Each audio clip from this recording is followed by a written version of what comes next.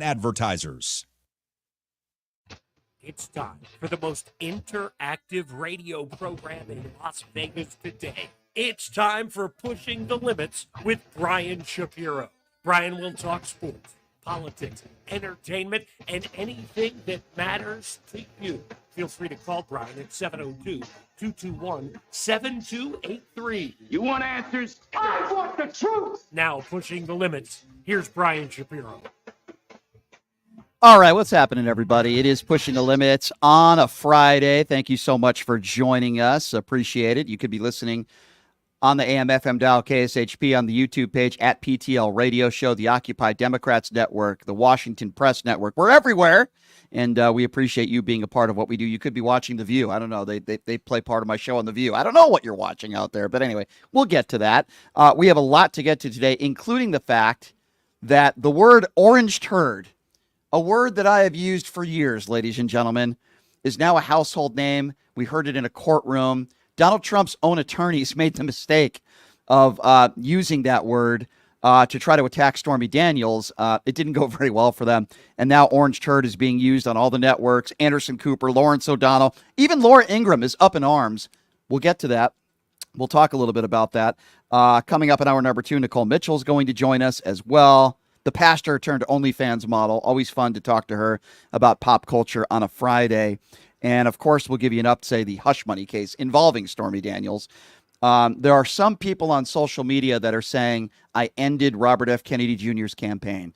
We'll get to that here momentarily. But joining me on a Friday, it's always great having the big fella in studio, the NBA veteran and politically savvy, I might add, Mr. Paul McKeskey joining me in studio. What's up, Mo? Yeah, man. I'm watching my show. I love The View. And all of a sudden, I see this really handsome guy on there, F. Kennedy Jr. I don't know what his name is. And then I see you.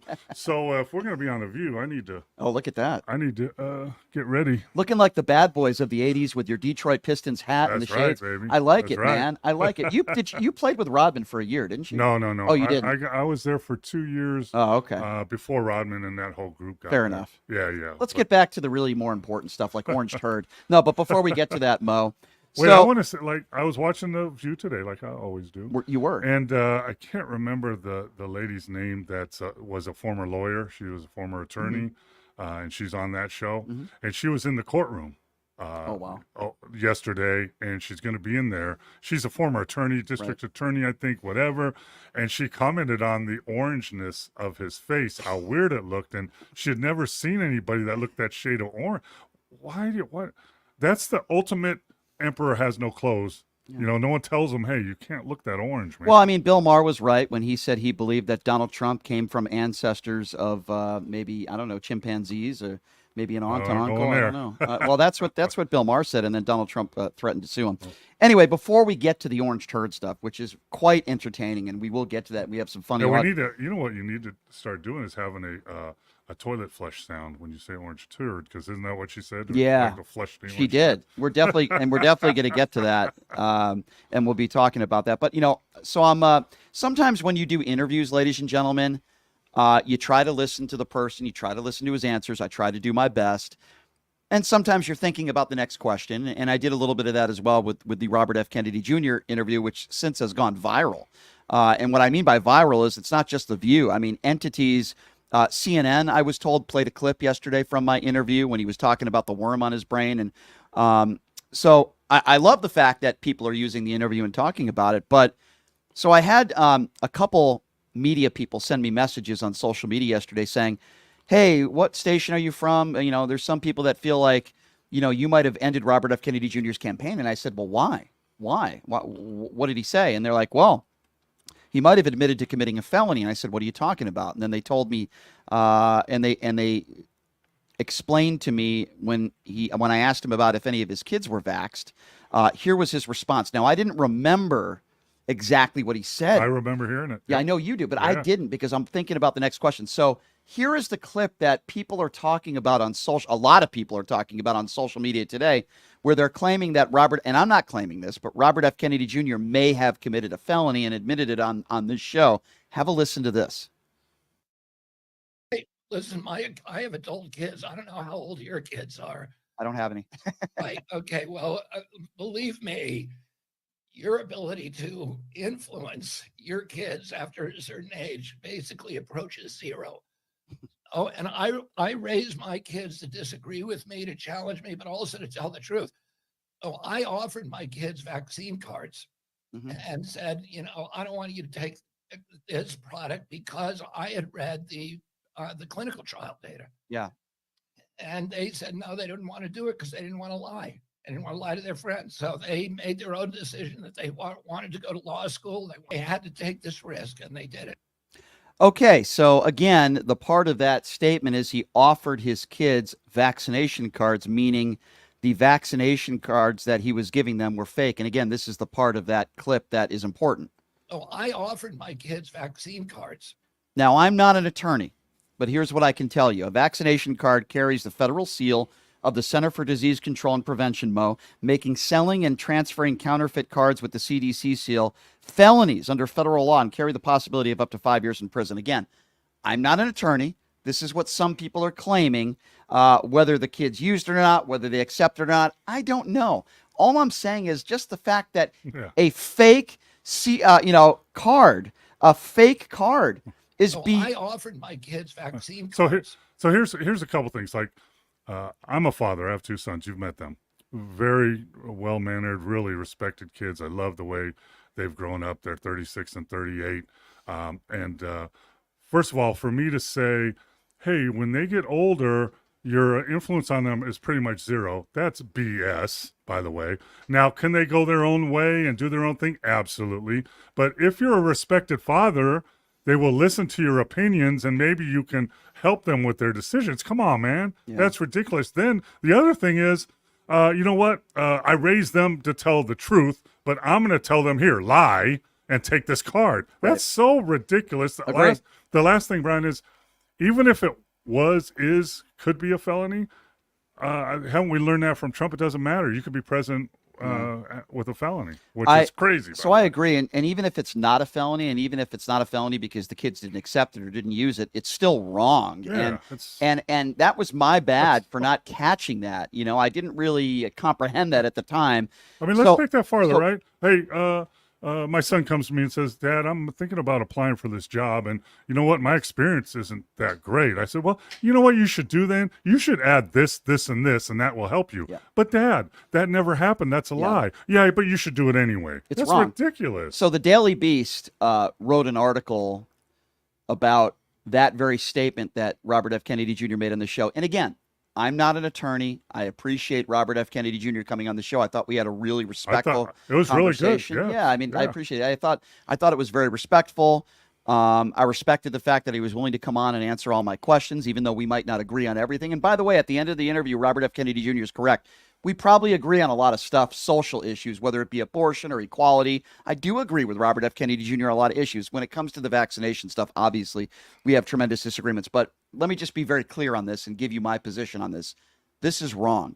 Whether it's a felony or not, anybody who is passing over fake vaccination cards, it's more serious than a fake ID, right? You give somebody a fake ID, it's serious, right? Underage kids, you can buy cigarettes, you could buy alcohol, whatever the case may be. It's wrong. It's illegal. Even if they don't use it, if a parent gives their kid a fake ID and they don't use it, it's still wrong. So at a very minimum, in my opinion, and I'll ask Robert F. Kennedy Jr. more about this when he comes on again. He's agreed to come back on. This is wrong. Now, there are people on social media, people on the right, people from the Daily Beast. There are some people that are claiming that this could have ended his campaign. I don't know. I'm not making that determination.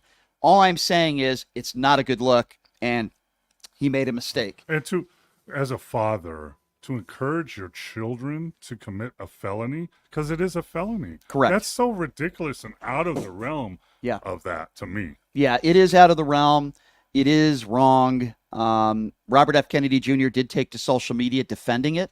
He retweeted a clip of the interview that I did with him, and he doubled down on it. And he said, going after the CDC and saying, basically, I'm not going to comply. And he doubled down on it this morning, going on social media, tweeting a part of our interview. So, take it for what you wish. In my personal opinion, I think he made a mistake. I don't know whether it's a felony. I don't know if it's against the law, if his kids actually didn't use the vax cards, because my understanding is those kids that he's talking about are vaccinated. And that's the question that I asked him in the interview. I said, if you think these vaccinations are poison, then why did some of your kids take them? And it's the 3Ds, right? When you talk to Trump supporters, most of them, I'm sorry, or MAGAs, and you try to reason with them, it's the 3Ds, right? Deny, deflect, and double down. Right. Because that's the Trump playbook. Right. And that's what he does. And that's what I really loved the interview. I listened to it all. I didn't agree with some things, but it was a conversation. But then for him to do the old Trump thing is deny and deflect and double. That's not good to me. That's sad. Yeah. And listen, if for some of you that didn't catch the interview, if you didn't watch part of it on The View or any of these right-wing entities. That was awesome, by the way. Yeah, I appreciate them doing that. Then you can check out my YouTube page to watch the full Robert F. Kennedy Jr. interview at PTL Radio Show. Again, my YouTube page, the full interview is up there at PTL Radio Show. So something else, Mo, that we need to discuss here.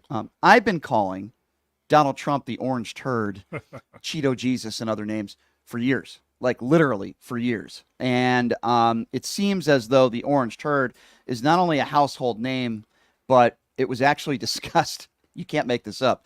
In the courtroom yesterday with Stormy Daniels on the stand. It's documented now in the court. Yeah. It's on the But Mo, here's the best part. Why?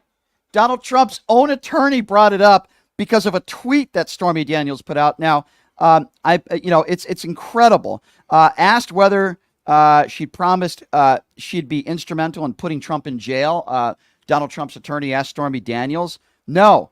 Then asked her about a social media post in which someone had called her a human toilet. And Daniels responded exactly, making me the best person to flush the orange turd down. Yeah, there you go. The orange turd being flushed down the toilet. That needs to be played every time you say that. It should.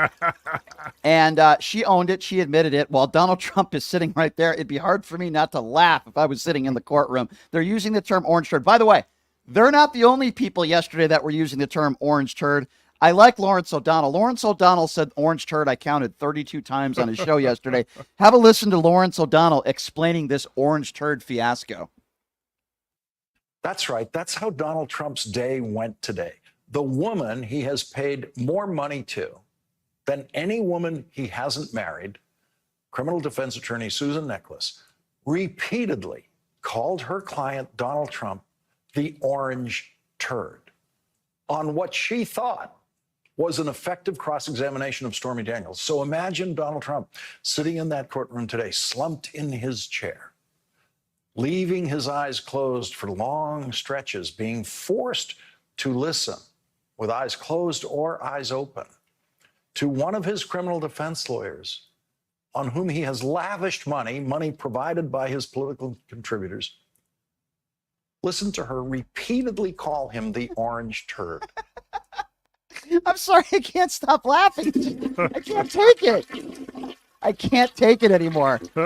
Now, Anderson Cooper, I think most people, a serious journalist, agree or disagree with him, listen to Anderson Cooper kind of repeat the same stuff live on CNN yesterday, and it seemed like it was hard for him even not to laugh. Have a listen to Anderson Cooper yesterday on CNN using the term orange turd. Yeah, I didn't think I'd ever say this sentence, but they're actually arguing over who the orange turd is that Stormy Daniels referenced in a tweet. She says, I absolutely meant Mr. Trump. So Stormy Daniels has now clarified that is, in fact, who she was talking about when she talked about flushing an orange turd down the toilet. I mean, is this even real? Yeah, I didn't think I'd ever... Is this even real?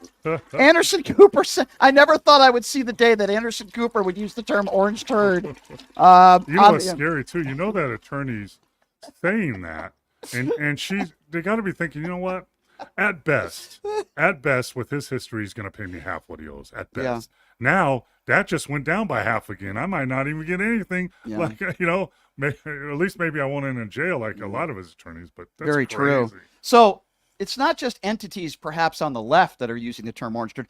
There are those on the right that are just so upset because let's go, Brandon. That's okay, right? F Joe Biden. It's totally fine to chant that at a football game or a basketball game. Hang Mike Pence. Yeah, that's totally okay, right? For Laura Ingraham, the evil racist witch that she is. That's totally okay. But listen to how frustrated Laura Ingraham is, the racist witch herself, knowing that people are calling Donald Trump the orange turd in a courtroom. Have a listen to poor Laura. You notice that Anderson Cooper really seemed to relish saying orange turd? How many times did he say it? We didn't have the drinking game going, but we might as well have. Again, humiliation of Trump. The only goal here. You notice that Anderson Cooper really seemed... Yeah, you know that... sorry, we almost played that cut again because it was so funny. If you wanted to do a drinking game, I think Judge Janine would have been really good at that. You should have done that. She's very good at that. What a bunch of frickin' hypocrites, Mo. You have people on the far right that have called Joe Biden every name in the book. They say he has Alzheimer's. He's in a child molester. Yeah, he's a pedophile. He's in the bunker. The Biden crime family. Let's Go Brandon was patented by MAGA deplorables.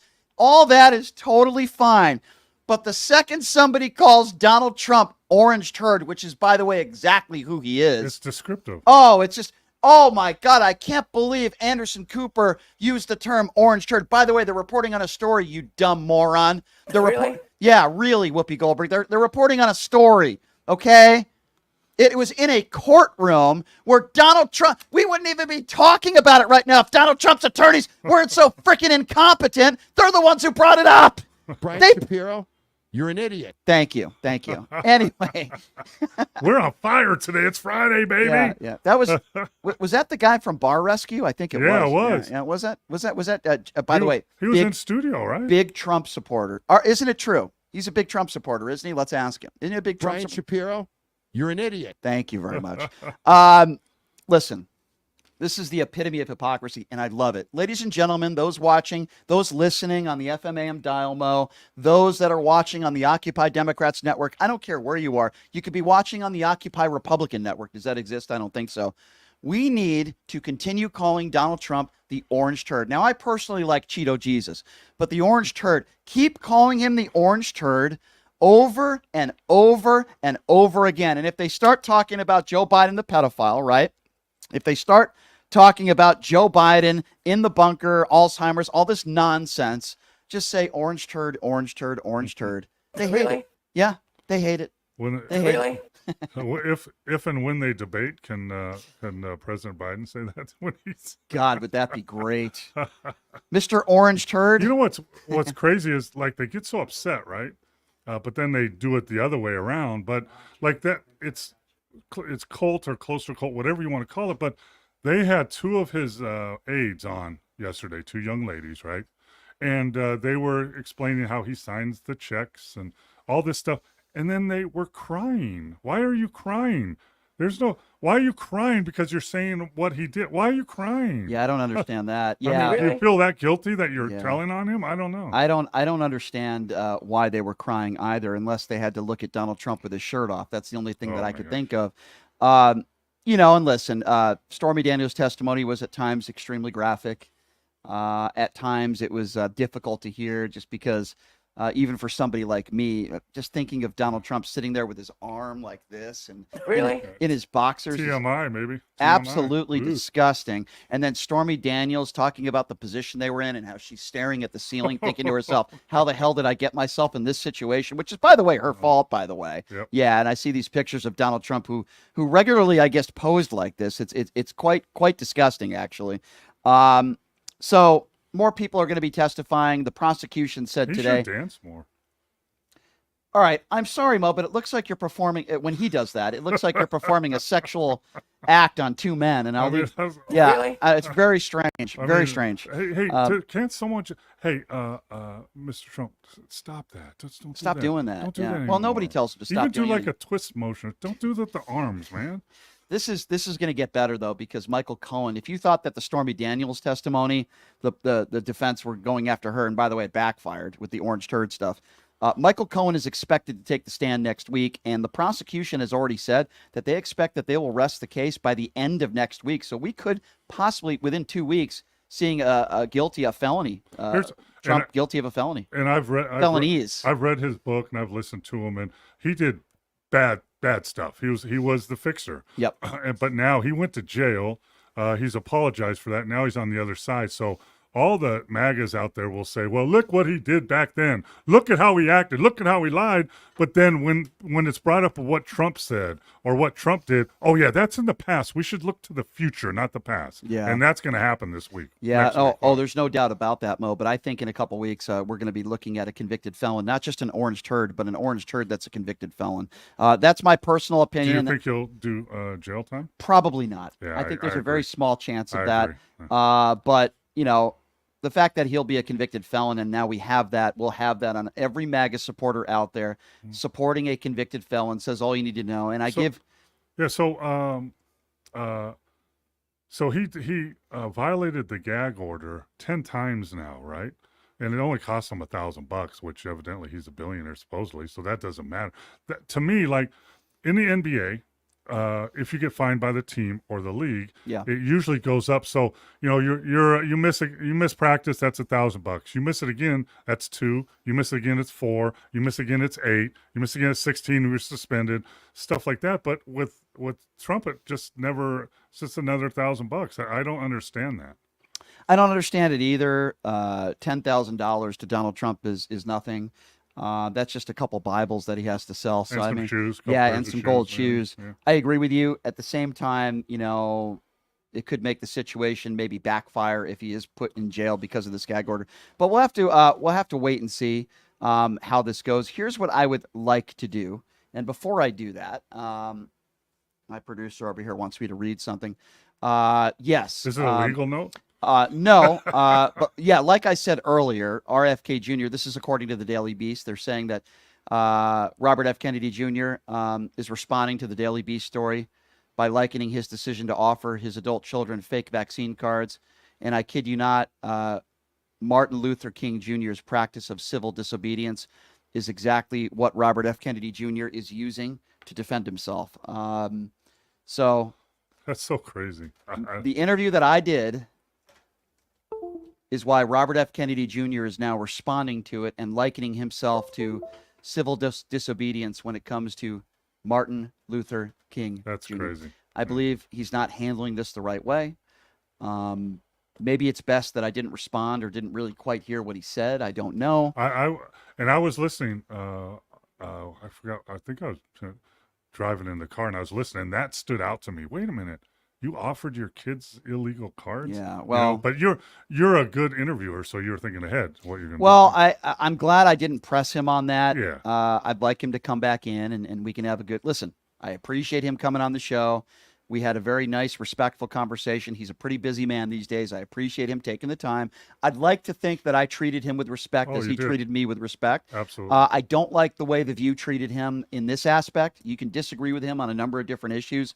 But to say that he's unfit for office because of a worm that might have been a dead worm in his brain like 12 years ago is just like somebody saying Joe Biden's unfit for presidency because he has Alzheimer's. We're not doctors. Whoopi Goldberg, Joy Behar, you're not a doctor. We can disagree with him, but don't start acting like you're a health expert. Okay, Robert F. Kennedy Jr., it seems like his health is fine now. We can disagree with him on a number of issues. I didn't like the way The View took that story. And it's a parasite. So you say a parasite and you say a worm, people think of like an inchworm. They think different things that are kind of like, what the hell, alien. Exactly. But it's not really. It's a parasite that grows. But to defend The View a little bit, they were talking about his high blood pressure, some other things too, combined with all that. Well, I asked him about his health concerns today, and he did say his voice, and he's working on that. But anyway, what I want to do is I want to take some phone calls on this. Yes, we will take some phone calls. Your thoughts on Robert F. Kennedy Jr. Did I end his campaign like some people on social media are saying?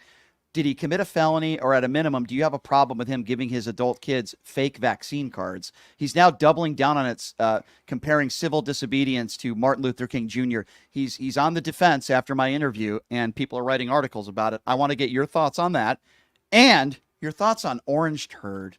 What do you make of what are the times we're living in right now? It's unbelievable where Anderson Cooper, Lawrence O'Donnell, and even Laura Ingraham are calling Donald Trump Orange Turd. Different context, of course, But the reason why they're doing that is you because should've of what happened in the courtroom. You should have copyrighted that. I should have. You could have T-shirts and everything, make a lot of money. I should have. I can't copyright Cheeto Jesus because No. Meghan McCain, although I'm not a big fan of hers, she started saying that on The View. I didn't know that. Yeah, so I can't steal. I can't. Orange Turd, though, should be yours. Listen, I've been saying that for years. I agree with you. So the number to call if you want to be a part of the show.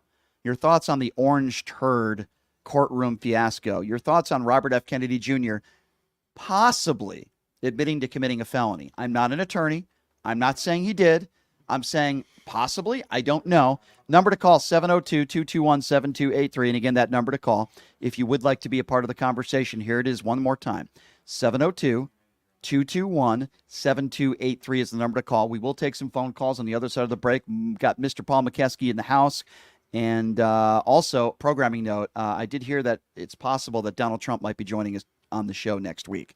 We're working on it, ladies and gentlemen. Yes, we're working Tell on him it. I said, hey, I will. He likes my name. I will. Paul McKeskey. Paul McKeskey. Before we take a break, I want to tell you guys about my good friends at Pioneer Air. With summer right around the corner, you want to make sure your air conditioning systems are working up to par. And let me tell you something, no better company when it comes to air conditioning systems than Pioneer Air.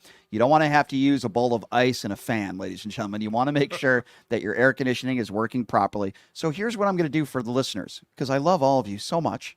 You're going to get a free VIP membership for a year of Pioneer Air. It's worth up to $150. All you got to do is call them and mention the name of the show, Pushing the Limits. Here's the number, 702-703-6346. That number one more time is 702-703-6346. Ask for Leo. You could also email them at info@pioneerairlv.com. We'll take a quick break. We'll take your phone calls on the other side. That's 702-221-7283. It's Pushing the Limits right here on KSHP. Who would have thought there'd be so many kids playing ice hockey in the desert? Jake Helb's Hockey Foundation and the Las Vegas Ice Warriors, founded by Gina Yusufzai 8 years ago, made it possible for families who can't afford the equipment and food. Donate today at www.hockeyforkids.org and help us continue making a difference. Join us in supporting Jake Helb's Hockey Foundation and the Las Vegas Ice Warriors, where every kid gets a shot at the starting line. Just a reminder, our website is www.hockeyforkids.org. My name is Hunter Kane, and I'm talking with you for a call to action for our veterans in Clark County. Who is Hunter Kane? Well, I'm a decorated combat veteran, veteran community leader, and candidate for Clark County Commission. Do you know no veteran has served on the commission in nearly 30 years, which is why our veteran homelessness, unemployment, and suicide rates are out of control. So here's the call to action. June 11th, vote veteran, vote Kane for Clark County. Let's rally behind someone who's been in the trenches, who knows the sacrifices, and who's committed to making a real difference. Join the campaign by searching Elect Hunter Kane on social media or go to www.electhunterkane.com.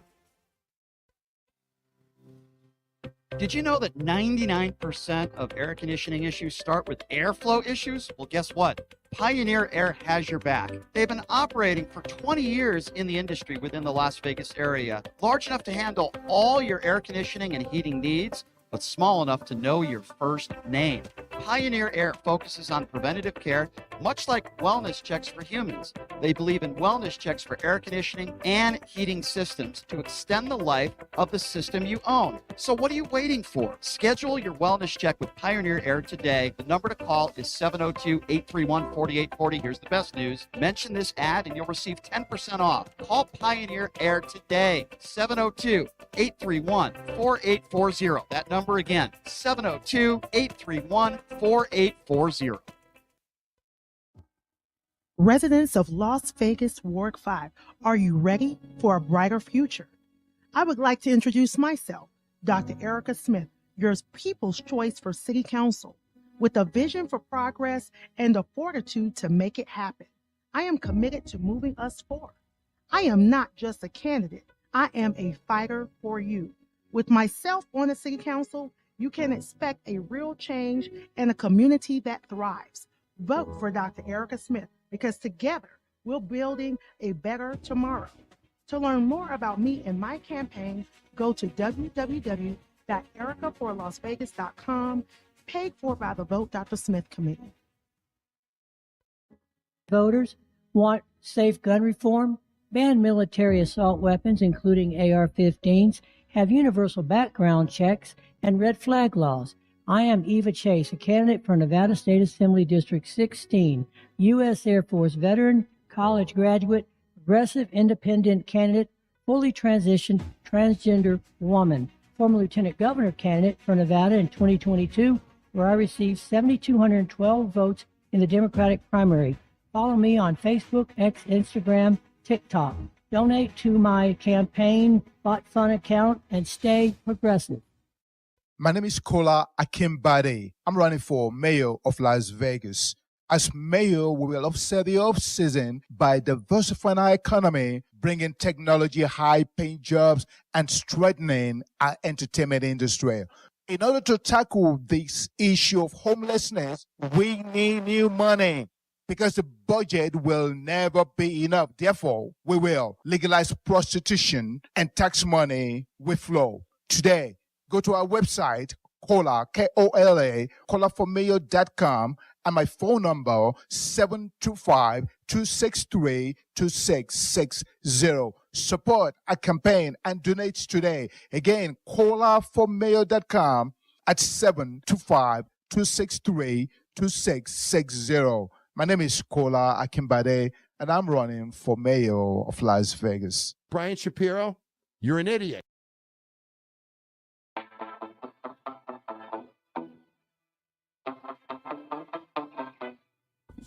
Welcome back. What's up, everybody? It's Pushing the Limits on a Friday. I hope everybody's in a good mood. I am. You got Taft for saying you're an idiot. You need to get Donald Trump on there saying. Oh, I'm sure that wouldn't. Yeah. I'm sure that wouldn't be a problem. He wouldn't say that about me because he loves. Yeah. Oh, kids got. I'm sure that wouldn't be a problem. Anyway, welcome back to the show. We are going to take some phone calls, but before we do so, I want to tell you guys about my good friends at Jackson's Bar and Grill, located at Flamingo and Jones. Here's the best part. In May, you show your TAM card, and you get immediately $50 in free slot play in the month of May on Tuesdays. So certainly want to do that. Great food, great atmosphere, great promotions, great gaming. We've been known to hit some jackpots, me and Mo there from time to time. You more than me. Yeah, perhaps. Brian Slipwalk and the gang there, they're wonderful people. They'll take care of you. Jackson's Bar and Grill, located at Flamingo and Jones. So we were talking a little bit about the RFK Jr. interview I did, which I'm certainly not the only person talking about that. I'm just looking at my social media, and everyone seems to be retweeting now this clip. I thought the clip that went viral was when he talked about the worm in his brain, which The View used and many other entities, but now a clip that's surfacing on social media from my interview, RFK Jr. admitting that he gave his kids fake vax cards. Or at least tried to, yeah. which is not good. So we'll continue to monitor this. And if, listen, this is the clip that, that is kind of circulating on social media right now. Oh, I offered my kids vaccine cards. Oh, boy. That might have not been a good idea. Hey, I mean, offering, and even if they didn't accept, should be a felony charge, right? Because it's the same as offering drugs to somebody, right? Or an illegal gun or whatever. Exactly, that's a good point. I'll have to ask an attorney about that. I'm not an attorney, but that's a very good point. But listen, if RFK Jr. wants to come back on the show next week, I meant it when I said you always have the platform here. If he wants to defend it, I'm happy to talk to him about it in a very respectful way, even though I might disagree with him. We're taking your phone calls at 702-221-7283. All right, who do we have first up on PTL? Let's go to Mark. Mark is first up. What's up, Mark? Good afternoon, Brian. Yeah, hi, Mark. Go right ahead. First of all, it is 100% a federal crime to fake a vaccine card, produce a fake vaccine card, alter or print a fake vaccine card. 100%. The second thing is your co-host questioned as to why Trump only got a $1,000 fine and he couldn't understand it. Let me explain. This is New York State law. New York State law states that the first violation all the way up to after a hearing is completed and the decision of penalty is rendered, it is a $1,000 penalty per violation. The Judge Machan found Trump guilty of 9 violations for $9,000, but the problem the judge did, or the mistake, was that he didn't hold a hearing on the gag order for 7 full days. So Trump was able to say whatever he wanted until after the gig or the hearing and a decision rendered. After that, the judge stated that you will be facing possible jail time, and that's what shut down Trump. Gotcha. Mo, does that make sense? was Yeah. New York State law. All right, so let me. No, I understand that, but in my opinion, I'm not a lawyer, but they should change it. Let me ask you. Let me ask you another question now that we have you here in regards to Robert F. Kennedy Jr. And as I mentioned earlier, he's welcome to come back next week if he wants to defend this. But there are right-wing entities and right-wing websites and right-wing pundits that are saying this could end his campaign. I mean, I don't know. Absolutely not. I don't think Absolutely. it. If that bombshell with Trump talking on that bus about grabbing women, if that didn't end this campaign, this certainly won't. Because I tend to agree. Yeah, you but can basically say anything you want now, and your campaign won't be ended unless you're a Democrat and you're Biden. I agree, and I appreciate your call, my friend. Thank you. Have a good weekend. I will say this: another mistake that Robert F. Kennedy Jr. is making on his Twitter account this morning, doubling down on this, is he's comparing himself to civil disobedience when it comes to Martin Luther King Jr. I think that is a very big mistake. I don't think anybody should compare themselves to that man. I think he's making a big mistake in doing that as well. And I would want to top on what Mark just said. You can say whatever you want. I'm watching all the political ads now on TV, right? And there's a guy running for here in Nevada for senator, Congress. I don't know what the hell he was a former Marine, I think. He's got injured, and but in his ad he says, "I will finish the wall and I will defeat the cartel." What, you'll defeat the cartel? How are you going to do? What are you talking about? Defeat the cartel? You can say whatever. I'm gonna have rainbows on every morning when you wake up. What do you can say whatever you want. It's ridiculous. Yeah, absolutely absurd. All right, number to call 702-221-7283. Again, that number 702-221-SAVE. Let's go to Kava, who's next up on PTL. Hello, Kava. Hi, Brian. How are you doing today? Hey, doing good, my friend. What's on your mind? So I want to go back to the court case you were just talking about. So I love that everyone is now using the words that you're using, the MAGA turd. I love that. I think it's amazing. And what's funny to me about this is the same people who get offended by us calling Donald Trump the orange turd or the other one but when we say it's wrong, but heaven forbid when we call them out for calling Joe Biden pedo or whatever. Yeah.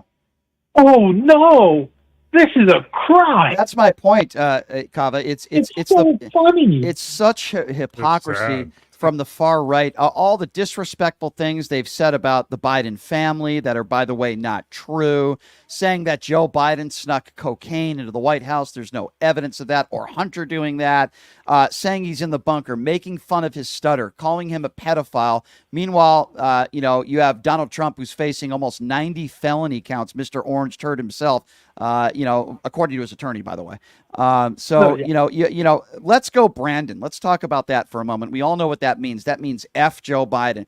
You hear these MAGA morons, these despicable, unintelligent people shouting that at sporting events. They're shouting it, heck, in church. I've seen it. They're making these statements and they're screaming this to high heaven. And apparently these people on the far right, like Laura Ingraham, the evil racist witch, they have absolutely no problem with that. Absolutely no problem with the "Let's Go Brandon." In fact, they made stickers out of it and bumper stickers out of it. I think we should make bumper stickers that say "Orange Turd," and I'll gladly put it on the back of my bumper. Moneymaker. Yeah. If anybody wants to send me some bumper stickers that say "Orange Turd," I will put them all over my car, ladies and gentlemen, proudly. I just want to say that, whether Laura Ingraham, the evil racist witch, likes it or not. But Brian, are you really surprised by how MAGA is acting? Like, I mean, let's be real. Are any of us really surprised? I mean, we've seen this time and time again. I mean, to me, it's not surprising. These idiots act this way. They're acting like Kendrick and Lamar. They act like children. They don't know how to act. Yeah. I mean, to me, it's not really a surprise, No, Kava, you're absolutely right, and I appreciate the call. It's not a surprise at all. I want my Milwaukee Bucks Paul McKeskey bumper sticker. I would like that. I'll put that on the back of my There's car. a T-shirt out. Paul, I want it. Paul frickin' Mokesky. Get that. I'll definitely proudly wear that. No question, Mo. All right, let's take some more calls at 702-221-7283. Let's go to Julian. Julian, what's up? Hey, Brian. Hey, Paul. How are y'all doing today? Good. So, in terms of ending RFK's presidential campaign, I don't think something like this will, as ridiculous and insane and infuriating as this is. I'm personally pissed about this kind of stuff, and coming from a potential presidential candidate, because I have family members who are at risk. My dad has a compromised immune system, and that behavior is a direct threat to his health. But the reason why I don't think something like that will actually end his campaign is because anybody who actually supports RFK and thinks he has a reasonable shot of winning has a level of cognitive dissonance because of just how our elections are set up, right? It's not a who gets the most votes wins. It's who gets 270 electoral votes, and if nobody gets that, it goes to Congress, in which case the members of Congress vote, which means the Republican wins with how Congress is set up right now. Yeah. So first, your first point, you're right. I'm not certainly making the case that this is going to end Robert F. Kennedy Jr.'s campaign at all. I mean, look at all the things that Donald Trump has done and look at all the deplorables out there that still support him. So, yes, I agree with you on that front. Do I think it makes RFK Jr. look good? No. Do I disagree with him? Yes. Do I think he broke the law? I don't know. I'm not an attorney. But for him to admit that he gave his kids, at least some of them, fake vax cards, I think that is really probably not a very good strategy on his part if he wants to be the next president of the United States. Right, Mo? Yeah. Can I ask both of you guys a question? Because I don't know this. I don't know if anybody does. But what are your guys' opinion on if and he will probably stay in the race, the longer he stays in the race, does he affect negatively Trump's campaign or Biden's campaign in a negative way? Julian, I'm going to take a quick shot at this, and then I'll give you the floor. Here's, and I've talked about this, Mo. It's a good question. I absolutely think he takes more votes away from Donald Trump. Here's why. There's a reason why the alt-right people like the Steve Bannons and the Charlie Kirks like RFK Jr., because a lot of people like conspiracy theorists. Sure, listen, I've been at some of these RFK Jr. rallies, not because I'm voting for RFK Jr., but I wanted to talk to him, which I did. I talked to him in person. It's how part of the reason why I got him on the air. We met, we spoke a couple times. A lot of these people at his rallies, not all of them, but a lot of these people are not independents and they're not Democrats. A lot of these people are people on the far right that are anti-vax, because most people that are anti-vax are on the far right, and a lot of these people are conspiracy theorists on the far right. He's going to take more votes away from Donald Trump. For the people out there that are Trump MAGA cultists, but some of them are going to be taken away by RFK Jr. I absolutely think it hurts Donald Trump more than Joe Biden. Julian, what do you say? Yeah, I agree, and I think it's because a large part of Biden's supporters aren't all in love with him. While I really like Biden and what he has done, there's a lot of people who are pinching their nose and just saying hey, they understand that it's a two-person race realistically, whereas Donald Trump is more of a cult of personality. But we are starting to see people break off of that, right? We just had the Indiana primary where Nikki Haley got over 20% of the vote despite dropping out. And the former lieutenant governor of Georgia just came out and had a massive op-ed where he talked about how he's going to be voting for Joe Biden. Not because he agrees with Joe Biden on any policy, but because of the existential threats to democracy. Right. So I think there's going to be more of a level of Republicans who are trying to say hey, either I kind of like this person, but for one reason or another, I can't bring myself to vote for Donald Trump, and maybe they can't vote for Joe Biden. And so Kennedy offers more of a solid alternative. Yeah. Good. Then I support him in his quest for presidency. Makes sense. Julian, I appreciate the call, my friend. You have a great weekend, okay? Thanks for having me on. Thank you. 702-221-7283. I just find it so interesting that almost every far-right Republican out there wants to attack Stormy Daniels. They want to attack the judge. They want to attack the jury. They want to attack, quote-unquote, left-wing media. They want to say he's never going to get a fair trial, that he's innocent. They always want to call Donald Trump the victim. But yet, when a Democrat is, facing the fire. When a Democrat has the possibility of being convicted, everything is all fair. All of a sudden, they're okay with our justice system. But Donald Trump is always going to play the victim. He's going to play the victim when it comes to the temperature in the courtroom. He's going to lie and say he's not falling asleep when even right-wing reporters were admitting that he was falling asleep in the courtroom. And this is the same idiot that says Joe Biden is Sleepy Joe, another nickname. You can call him Sleepy Joe. You can call him a pedophile and say all these horrible things.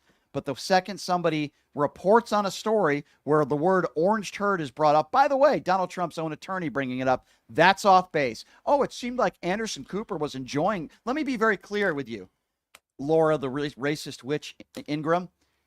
I will say it with a smile on my face and proudly because I enjoy saying it. Your Messiah is the orange turd. He's a liable sexual abuser. The judge characterized as rape. Yes, I believe Donald Trump is a rapist. He's an awful human being. And yes, he is an orange turd. And you see that? I'm saying it with a smile on my face. I'm saying it joyfully, Laura Ingram. You evil racist witch, you.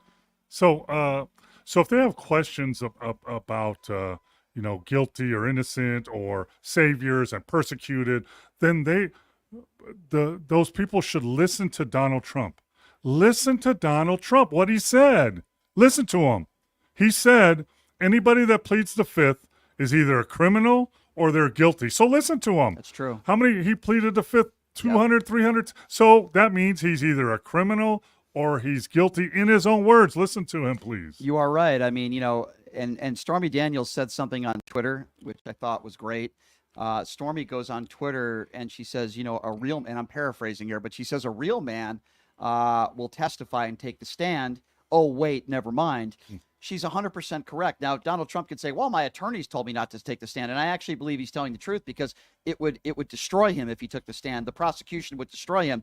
But he always talks about how he wants to take the stand, right? He does this in all of his cases. A few weeks ago, he said, I will take the stand. I'm taking the stand. I knew that wasn't Of course, happening. when you listen to him, that's not true. Mo, he said the same thing in the E. Jean Carroll case. He said he was going to take the stand there as well. Oh, I'm innocent. I didn't do anything wrong. Plead the fifth. Yeah, I plead the fifth. I'm not going to take the stand. Okay.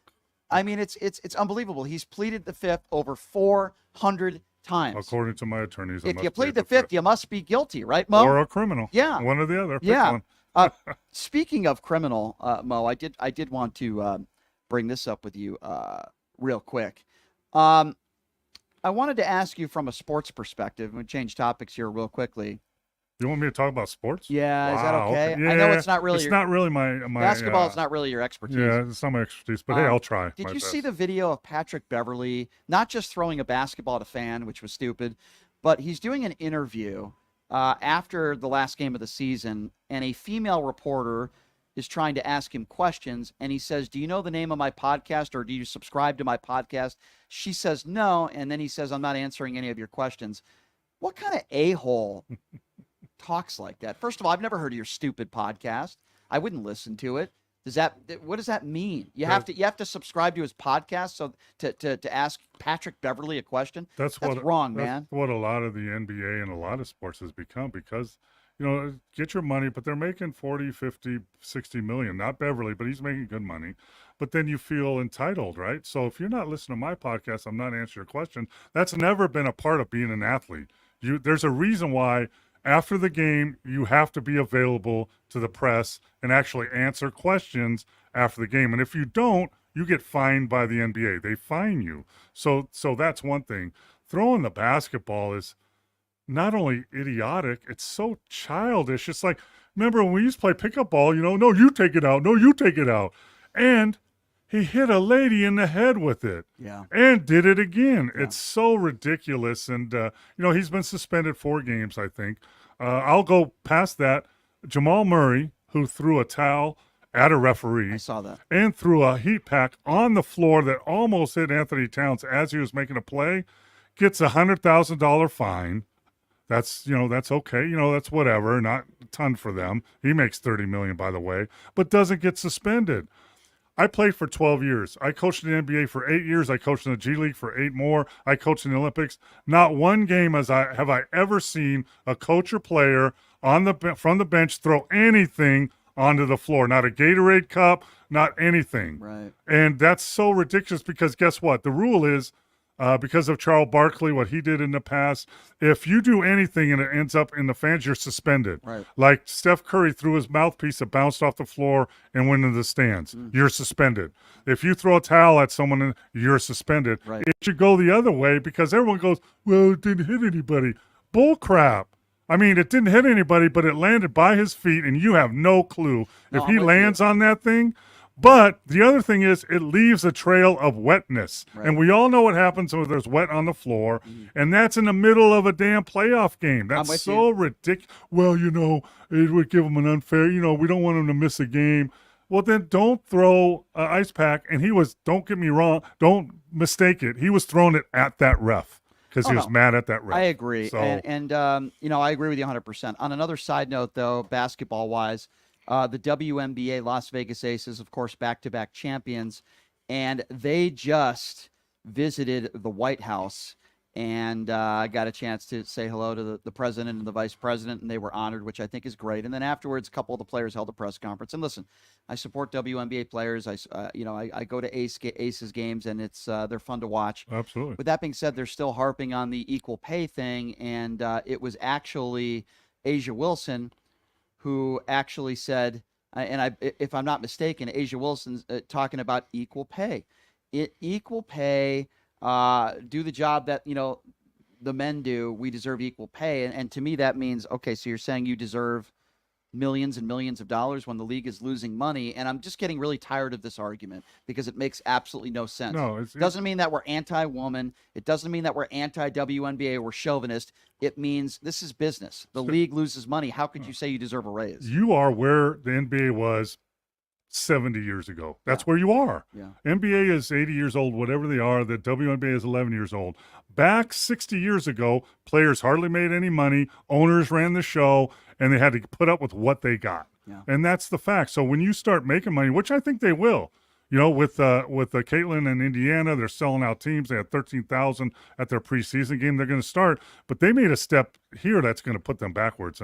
I think not mad at it, but they now all teams will fly private for the season, which costs $25 million. So they have to compensate for that somehow to make their product and their league profitable. Yeah. And now I believe me, I know I don't want to fly commercial, but we did, right? This was 40 years ago. We flew commercial. We didn't fly private. So that's where you are now. But you got that step, great. And now you're going to fly private, but that takes $25 million out of the pool that the league makes, and they're going to have to compensate for that somehow. But equal pay, no, it makes no sense. It's such a stupid argument. Brian, it's like, okay, you're working at a radio station, you're making $1 zillion because you're successful, you have 10 million listeners, and your salary is X, and I'm Joe, I work at this other station, we only have 100 followers, we don't make any money, but I want equal pay to you. Makes no sense. By the way, that is true. I am making $1 zillion. That's what I know. Thank you for confirming that. Absolutely. I appreciate that. I see the car you drive. Really? Exactly. Really. Listen, the bottom line here is this, and it's such an easy argument to destroy, which is, can you find me a business in the United States of America, maybe you can, that's been going strong, I shouldn't say going strong, but going for 27 years, and every single year the business is losing money? Can you find me that business that says, geez, we better pay our employers more money? No, actually, it would be the opposite. Either they fold or they cut money. So actually, you have a better chance of making an argument factually based that the players deserve a pay cut in the WNBA. And if you believe that, then, like if you believe then you should do what the NBA players did years ago. When they did their collective bargaining agreement, they split profits 50-50 with the league. That's why there's no lockouts. That's not why there's no strikes, really, because it's 50-50. You guys win, we win. Then do that. Yeah. Then do that, and then see where you're at. Yes, absolutely. And I'm getting tired of this argument. There's a reason why women's tennis, professional tennis players make almost as much as the men, because people are coming out and it's a good product. Why is it a good product? Because the rallies are longer. They don't serve the ball as hard as the men do. It means longer points. And some people would make the argument, and I make this argument, that it could be more entertaining at times. It's TV money too. Yeah, and the women deserve it. Yeah. If the product is good enough, then it's going to make money. And guess what? Pay the athletes accordingly.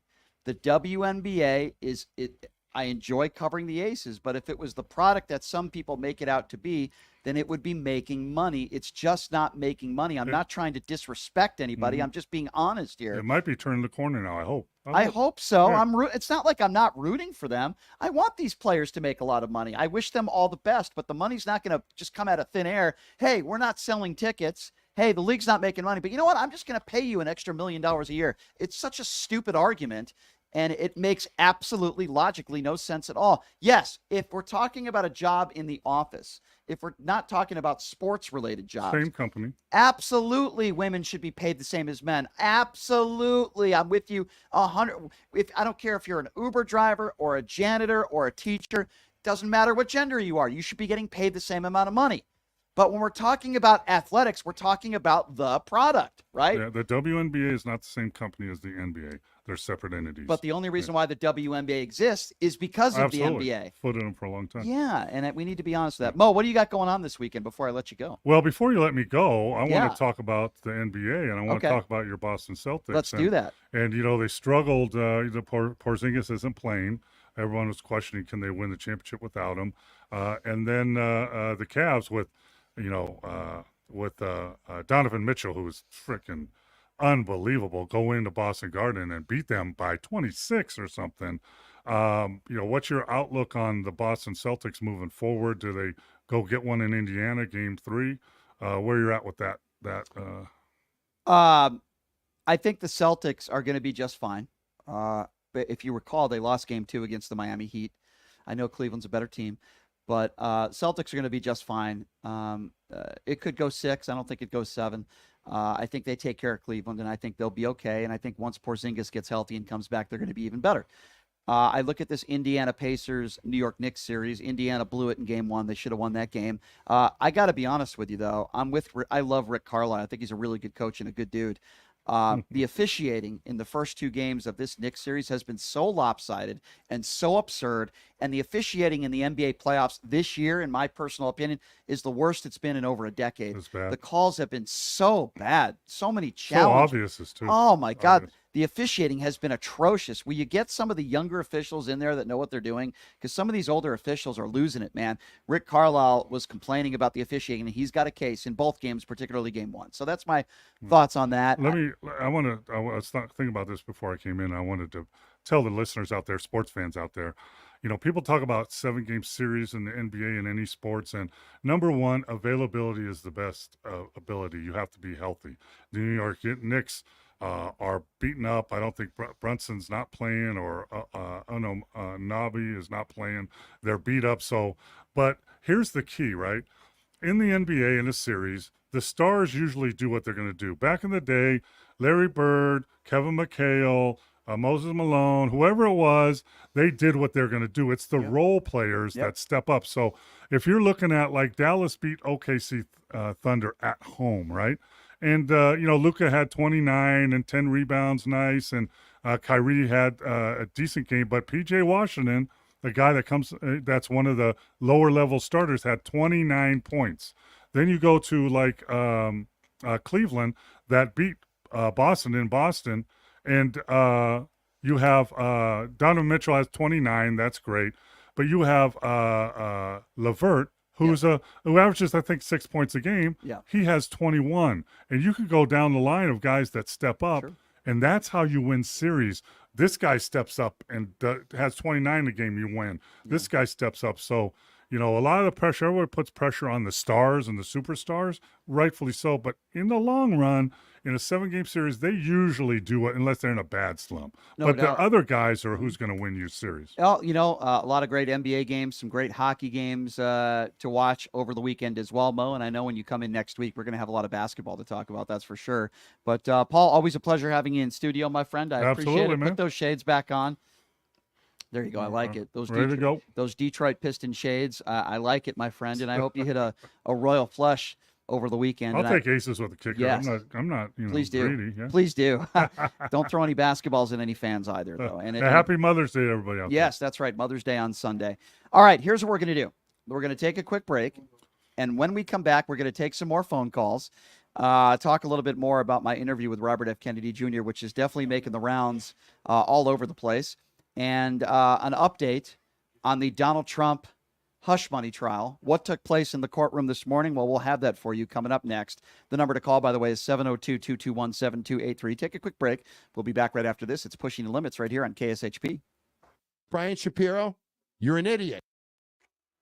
Who would have thought there'd be so many kids playing ice hockey in the desert? Jake Helb's Hockey Foundation and the Las Vegas Ice Warriors, founded by Gina Yusufzai 8 years ago, made it possible for families who can't afford the equipment and food. Donate today at www.hockeyforkids.org and help us continue making a difference. Join us in supporting Jake Helb's Hockey Foundation and the Las Vegas Ice Warriors, where every kid gets a shot at the starting line. Just a reminder, our website is www.hockeyforkids.org.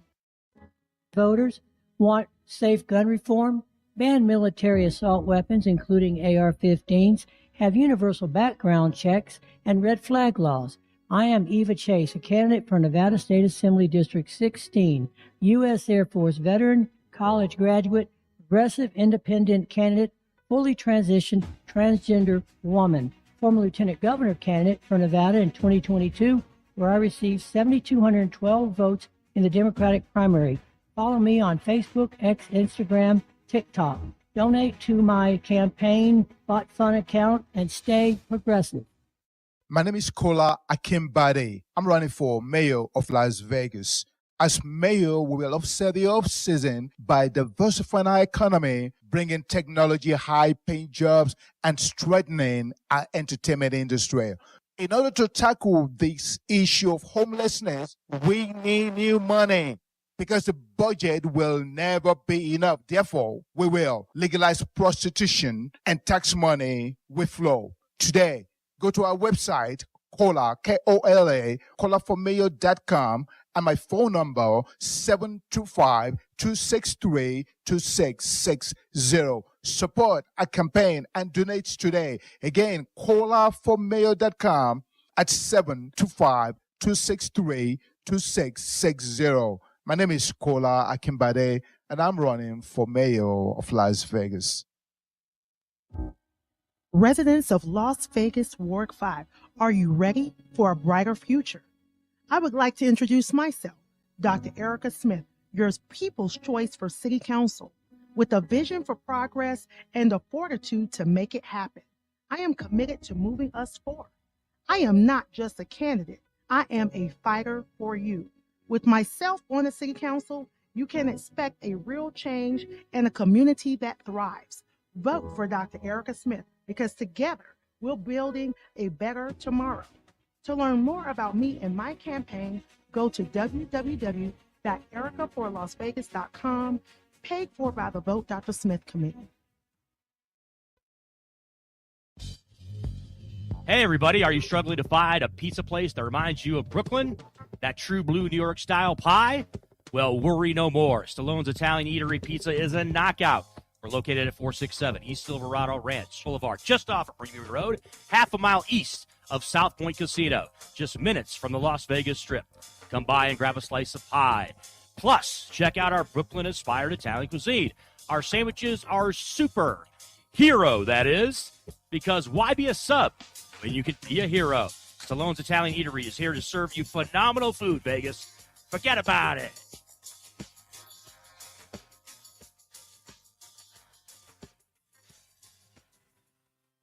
Did you know that 99% of air conditioning issues start with airflow issues? Well, guess what? Pioneer Air has your back. They've been operating for 20 years in the industry within the Las Vegas area, large enough to handle all your air conditioning and heating needs, but small enough to know your first name. Pioneer Air focuses on preventative care, much like wellness checks for humans. They believe in wellness checks for air conditioning and heating systems to extend the life of the system you own. So what are you waiting for? Schedule your wellness check with Pioneer Air today. The number to call is 702-831-4840. Here's the best news. Mention this ad and you'll receive 10% off. Call Pioneer Air today. 702-831-4840. That number again, 702-831-4840. Come join us on Saturday, May 25th from 4 p.m. to 8 p.m. at Lee's Family Forum in Henderson for the 16th Annual Beer and Tequila Experience. A huge collection of wine, handcrafted beers, fine tequilas, and spirits all available for tasting. Food will be available for purchase during this indoor event, and a live DJ will provide entertainment throughout the evening. Proceeds go to Lee's Helping Hand, a nonprofit affiliated charity with Lee's Discount Liquor. Location 200 South Green Valley Parkway and the 215 Freeway. See you there. At Safe Steps Academy, we're on a relentless mission. We're not just teaching CPR, we're igniting a movement, spreading the gospel of preparedness far and wide. Our focus is clear, to empower everyday people with the knowledge and confidence to act in an emergency. Picture this, you're out for a walk, enjoying life's simple pleasures, when suddenly a medical emergency strikes. In that critical moment, you're surrounded by trained bystanders who leap into action, their skills honed by Safe Steps Academy. All classes will train individuals and adults, child, infant CPR, AED, and first aid. Classes are laid back, hands-on, and equip you for real-life emergencies. Instruction is approximately 1.5 hours long. Located at 4079 North Rancho in Alexander, behind Timbers Bar. Contact Michelle for an appointment at 702-583-5838 or go to SafeStepAcademy.com.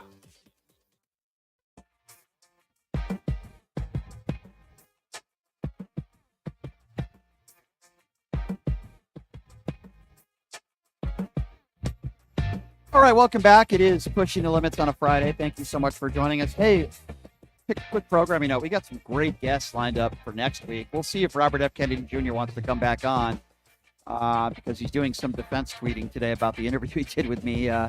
Again, I'm not making this claim, but some on the right are posting on social media that I might have ended his campaign because some say he admitted to a felony and giving his kids fake vax cards. So I don't know. He's welcome back on to talk about that. I love Lisa Guerrero. If you know her name, she's an actress, former Playboy model, former sports reporter. I love her takes on politics, too.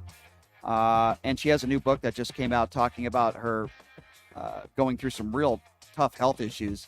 Love Lisa Guerrero. She's going to be joining us on the show next week, among some other very special guests as well. One of the best.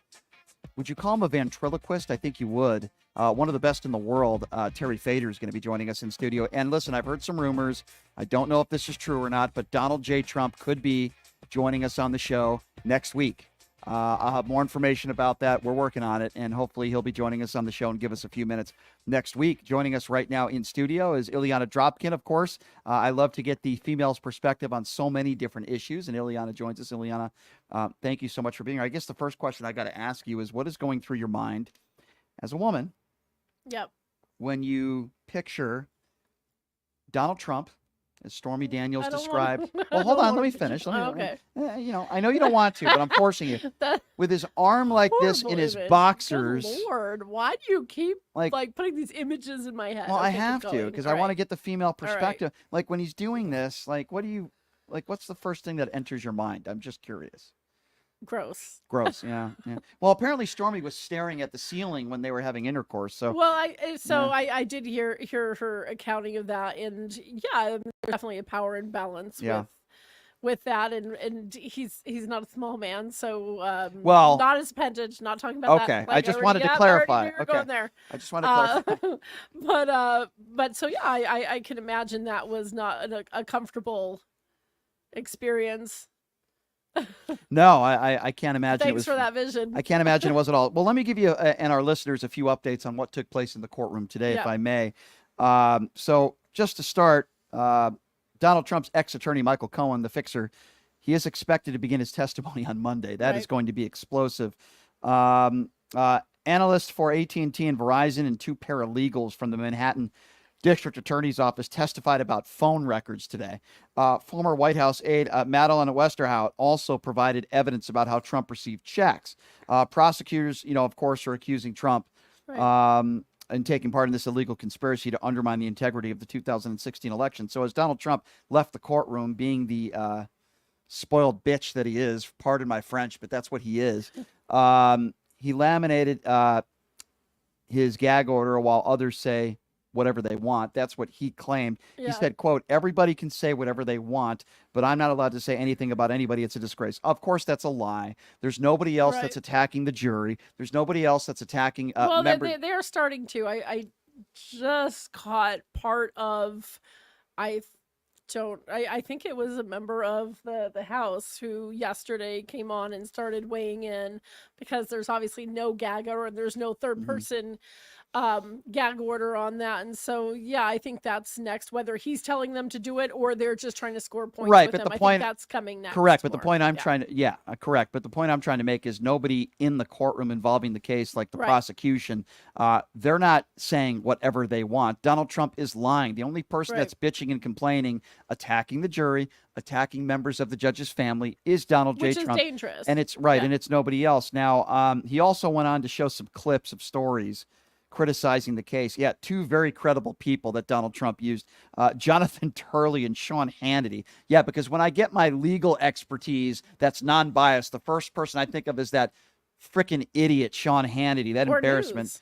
And Trump, right, exactly. And Trump on also repeatedly attacked Joe Biden and took credit for the stock market going up, claiming it's a response to his leading in the polls, which is absolutely absurd.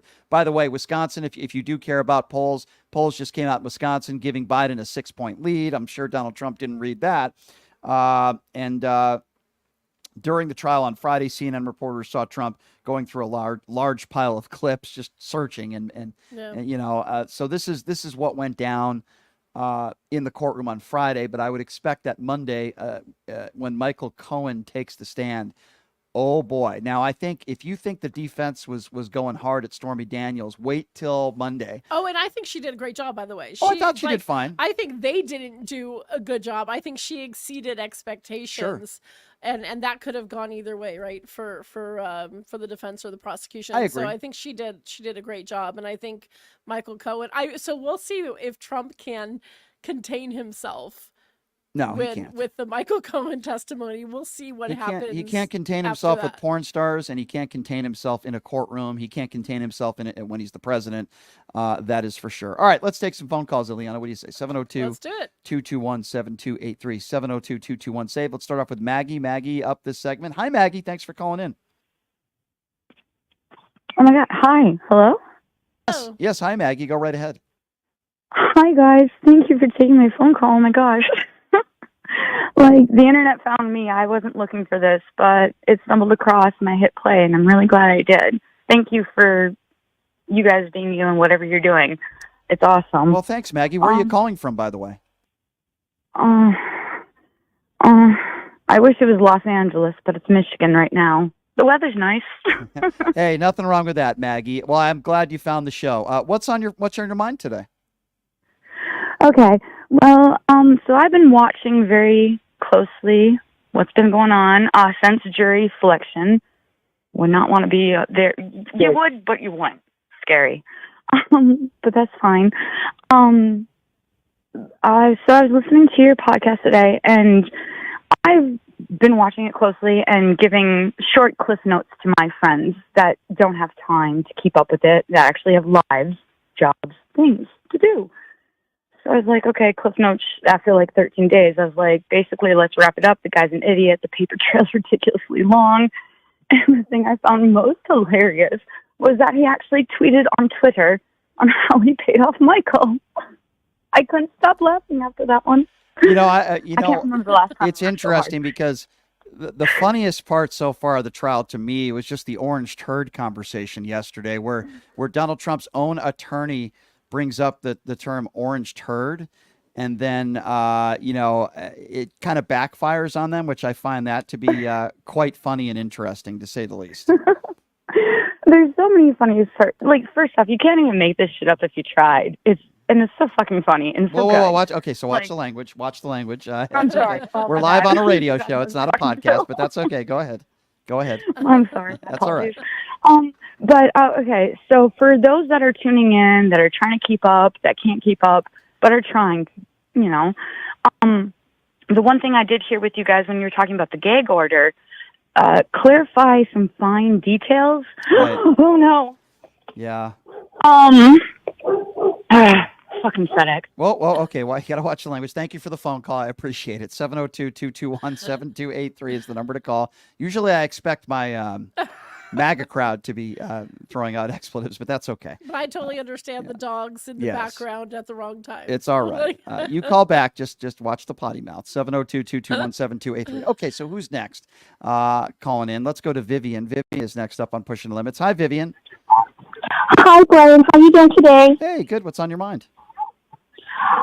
I have a question in reference to all of the counts that he has.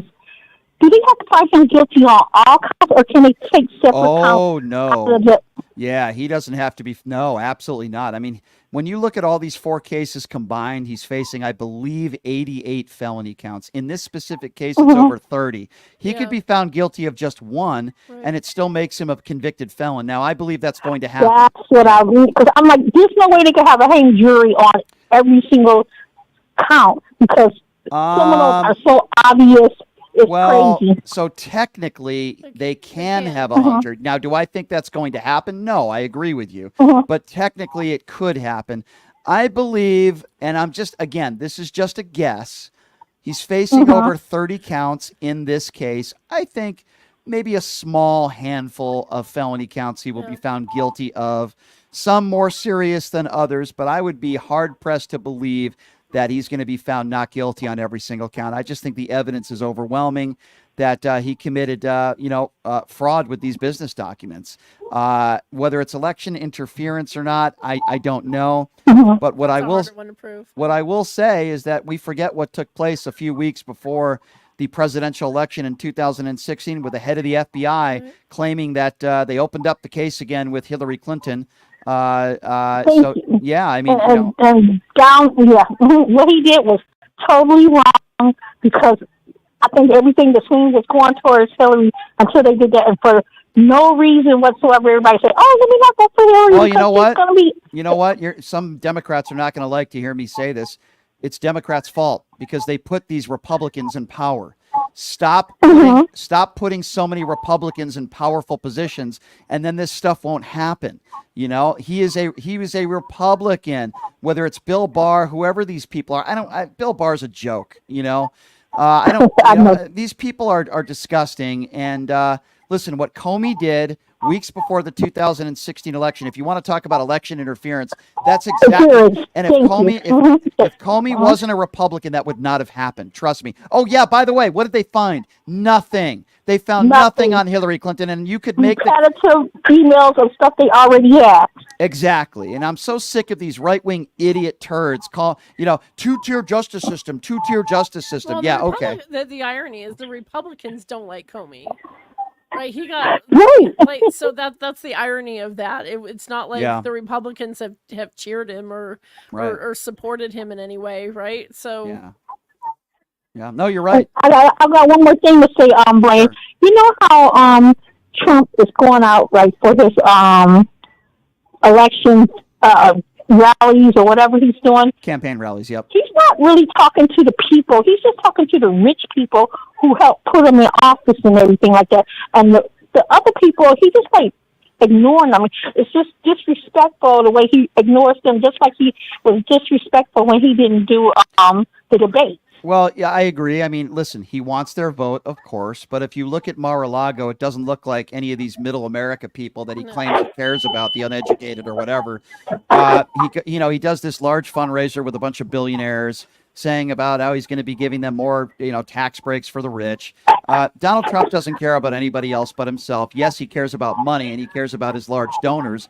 Yes, he wants to be elected president of the United States. But the reason why this whole hush money case is going on is because the one thing Donald Trump cared about was winning in 2016. If that meant at a cost of, whatever, he was willing to do it. And in my opinion, break the law in order to do it.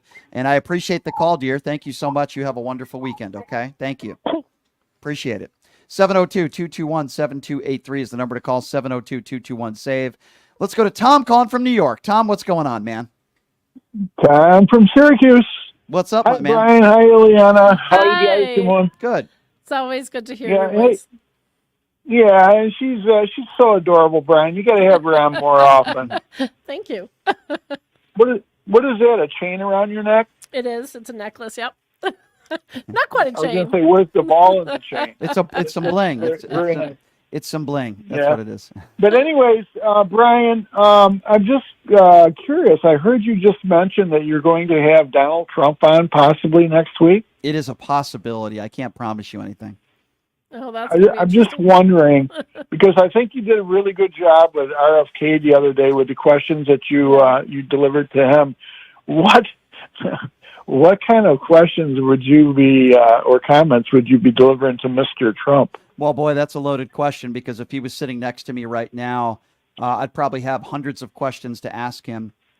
The first one would probably be, why don't you just admit that you did this to help your brand? Why don't you just admit you did this because you didn't want to make America great again? You did this for you.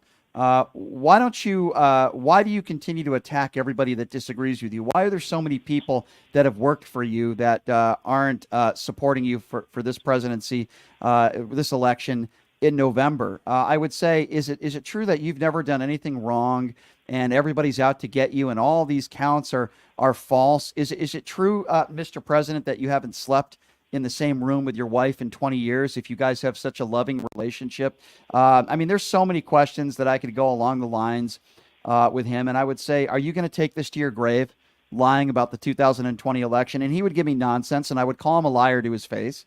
And he would give me nothing but lies and nonsense. And I would say, when it's all said and done, Mr. President, and when your life is over, how do you think you're going to be remembered? You think you're going to be remembered as this really good guy who cared about people, was a great father and a great husband?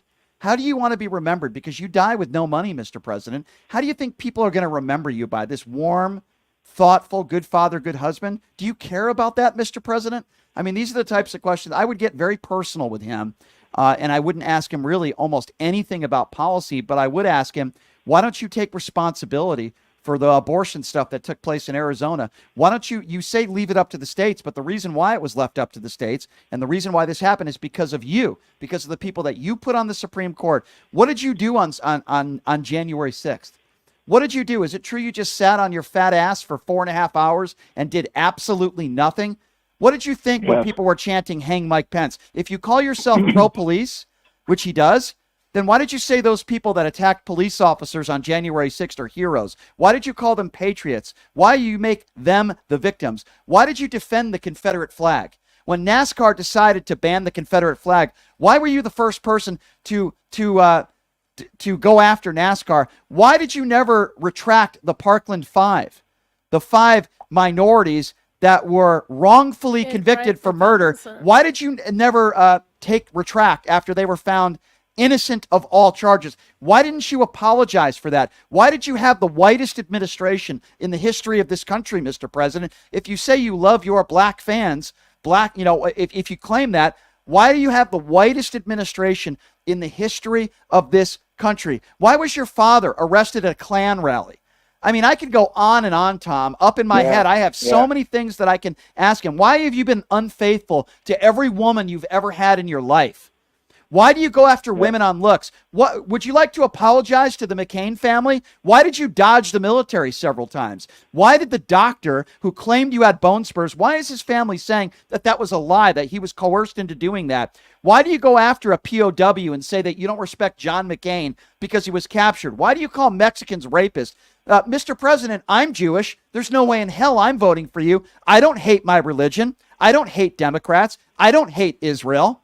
Why do you go after every single person that disagrees with you? Do you have any class, Mr. President? What's the most important thing to you, Mr. President, in your life? The things you own or your family? And if it's your family, then why do you treat them like garbage? What Trump University? I can go on and on. I'm going on a rant here. You are. Trump University. What would you say about your Trump University, Mr. President? Are you a snake oil salesman, Mr. President? But you know how he's going to answer these. So people don't ask him these questions. They don't ask him these questions. They don't press him on this stuff. We pretty much know what he's going to say to these things and how that's going to go. I mean, he's a narcissist. Yeah, he would turn it around and he's a narcissist. He always does and obfuscate and all that stuff. But my question to him would be, why are your hands so small, Mr. President? Is it only your hands that are small? Maybe you should ask Stormy Daniels. How does it But anyway. how does it feel, Mr. President, that the women that have slept with you are disgusted with you? How does it feel, Mr. President, that when you're making love to a woman, she's staring at the ceiling saying, "Oh God, how did I get myself in this situation?" Does that make you feel like a man, Mr. President? How does that make you feel, Mr. President? You know, I mean, there's so many things that I could ask him because he's such a despicable human being. Listen, let me be clear on this. Robert F. Kennedy Jr. is not a despicable human being. No, he seems like a very nice I human, disagree with him on a number of issues. He seems like a good husband. He seems like this is what I took away from the interview. Besides disagreeing with him on a number of issues, he's not a bad guy. No. I think he's a decent man that is misguided when it comes to vaccines, but I don't think he is intentionally trying to hurt people. No. Donald Trump doesn't care about anybody but himself. I can give you examples of Robert F. Kennedy Jr. caring about people because I believe he does care about people. Doesn't mean I'm going to vote for him, but there is no comparison there. Donald J. Trump is a despicable, disgusting, I'll say it, orange turd. Tom, I hope I answered your question. Ari Melber on MSNBC the night after you interviewed him, I think he played a taped interview that he had with RFK. And there's one question that RFK stumbled on, and that was when Ari asked him, "Would you pardon the January 6th?" I heard that. Felons, and he couldn't answer, and I think the reason is because he wants the Trump votes. Yeah. And I'm sorry, but you, Brian, and I watched you a lot, and I admire you. You're a lot like I am. You always answer the question, and you either for or against somebody, and that's what I think a candidate for office, especially president, should be like him. He should be answering honestly. I mean, he answered it in a case by case basis. He refused to say that they but he did condemn January 6th, just not. Well, my goal is to get all not a good interview. all presidential candidates on this show. We got RFK Jr. I am in talks with the White House, so if we can get 10 minutes with Joe Biden, that would be incredible. Obviously, I do want to get Donald Trump on the show, and there's a possibility we might get him next week. So I appreciate your call, Tom. Thank you so much. Have a great weekend, okay? Yeah, thanks a lot. You too, and see you later, Eliana. All right, thanks. Thanks, Tom, for the phone call. All right, Ileana, so here's what we're going to do. Two females now on the show. Coming up next, I have a lot of respect for her, of course. She's a former pastor, now turned OnlyFans model and life coach. Nicole Mitchell is going to be joining us next on the show. Miss USA resignation. I did want to talk about that because this is a big story. We have a little Bieber news for you for Bieber Nation. We'll talk a little bit about that. The Tom Brady roast was awesome. I do want to talk about that as well. So we'll be talking about all those topics and more with Nicole Mitchell coming up next. Ileana is going to stick around as well. We'll take a quick break. We'll be back right after this. You're listening to Pushing the Limits right here on KSHP. Hey, everybody, are you struggling to find a pizza place that reminds you of Brooklyn? That true blue New York style pie? Well, worry no more. Stallone's Italian Eatery Pizza is a knockout. We're located at 467 East Silverado Ranch Boulevard, just off of Premium Road, half a mile east of South Point Casino, just minutes from the Las Vegas Strip. Come by and grab a slice of pie. Plus, check out our Brooklyn-inspired Italian cuisine. Our sandwiches are super. Hero, that is. Because why be a sub when you can be a hero? Stallone's Italian Eatery is here to serve you phenomenal food, Vegas. Forget about it.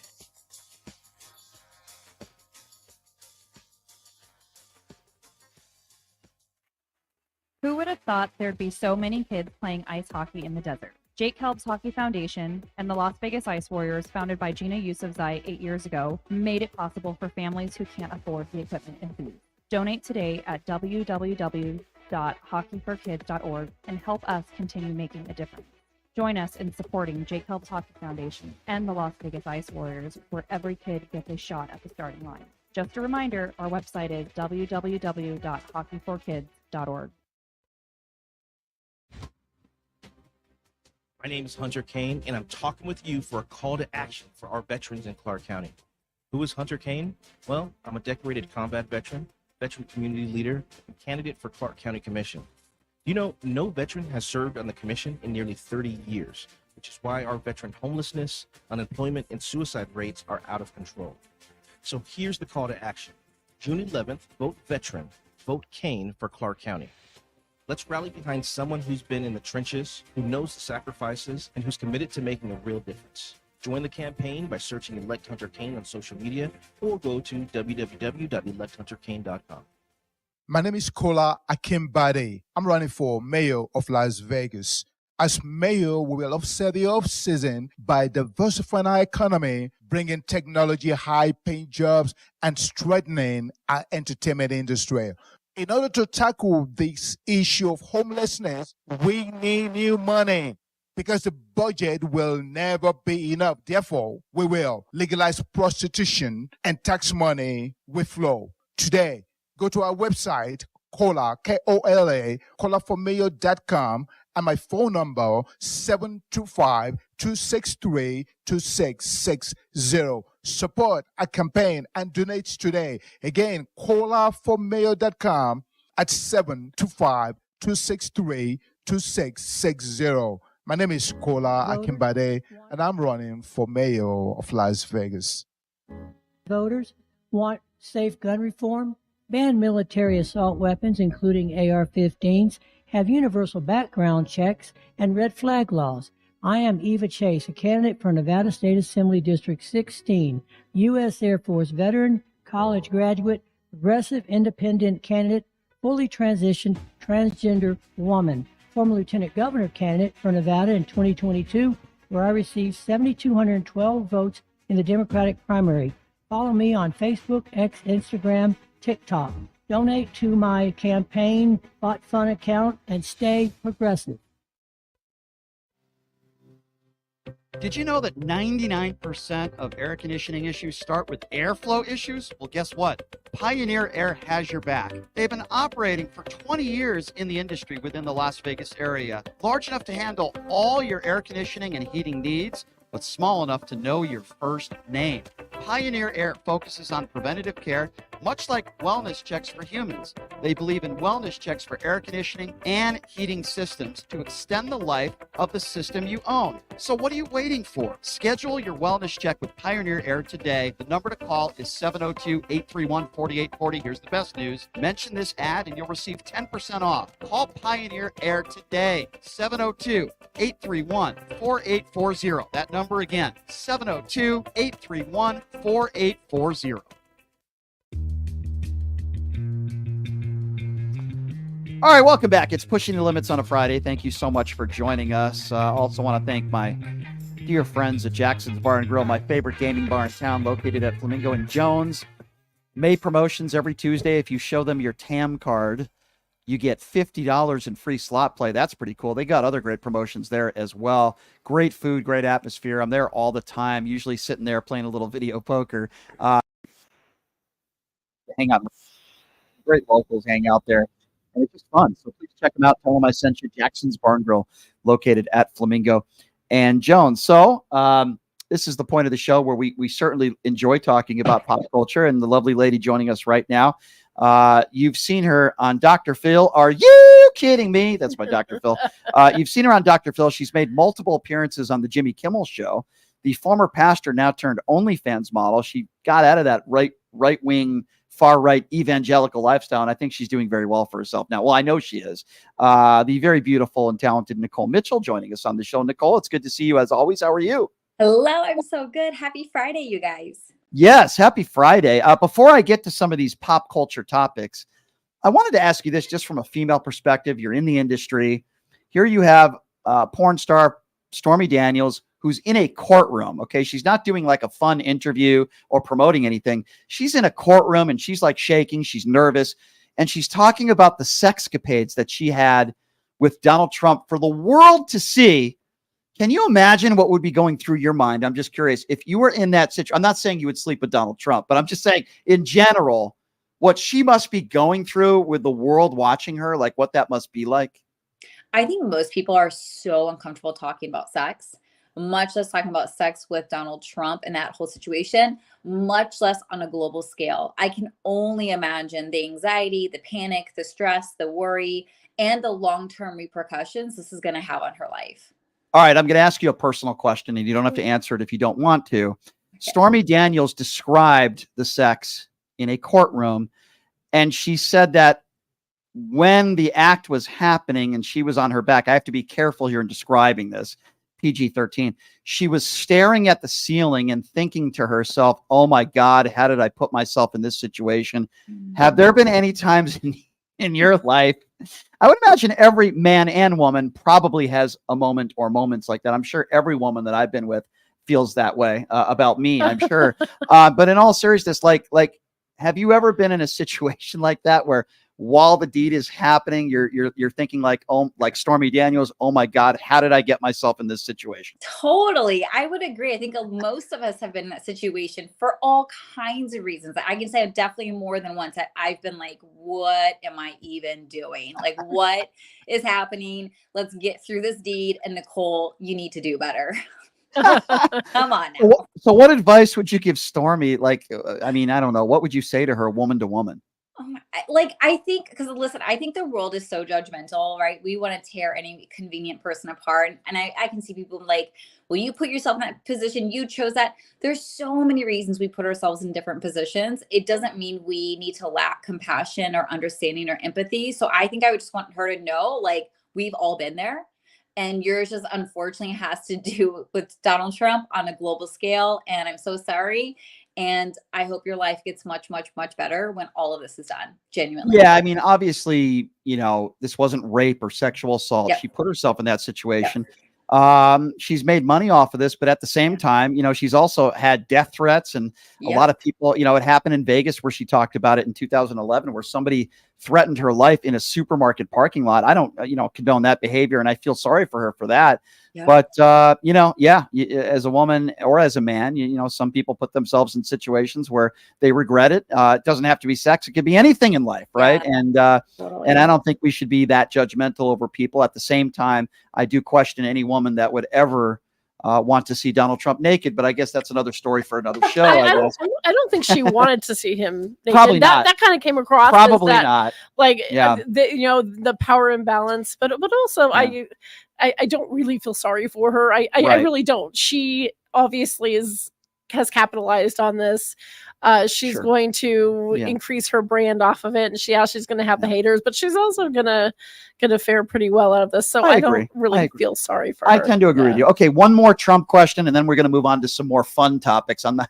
But when it comes to Donald Trump and his current wife, Melania, Stormy Daniels claims, and I believe her, that even 20 years ago when this deed was taking place, this very short deed, that he said that he and Melania didn't even sleep in the same room together. I would imagine that hasn't changed in the last 20 years. What would you say about a relationship? In this case, I think it's a financial relationship or marriage, when they don't even sleep in the same room as one another for 20 years. I mean, what would you say to that? Yeah, I definitely think it's more of an arrangement than a relationship. But I will say there's actually a moving trend in current modern day relationships where people are actually sleeping in separate rooms. And now people are actually living in separate homes. Like, it's called a biped relationship, a two-home relationship. Like, I think more and more people are actually finding that they thrive better in a relationship when they're not together 24/7. They can sleep in their own beds. Yep. So I think it's more about the reason why than it is about the fact that they're sleeping in separate beds and separate rooms. Like, am I surprised about that, about Melania and Trump? Absolutely not. I think that's probably been the case with most women in his life. But I also love that it's becoming a modern trend where people are finding like, what will make our relationship work? It doesn't matter what tradition says. I would also add that I don't think Melania just, continually wants to live in a different home. I think she wants to be in a different country. That's just my personal opinion, but it's just a matter of time before that divorce happens. I'm going to make a prediction. I think it happens very soon after the November presidential elections, but we'll wait and see what happens. Or not. Financially, it might just, Yeah. That they just might be connected by that. Yeah. Oh, that's the only reason. Yeah. No, don't get me wrong. I'm sure Melania started dating and married Donald Trump because she loved his lavishly good looks. I'm sure his orange skin and his wonderful hair. Anyway, Nicole, this is an interesting story that's come out, and it's a troubling story of Miss USA's resignation letter. She's accusing the organization of building a culture of fear and control. This is a very serious and bizarre and troubling story. What can you tell us about this? Yeah. And there was another, she shared about a sexual harassment case that took place. They didn't take her seriously.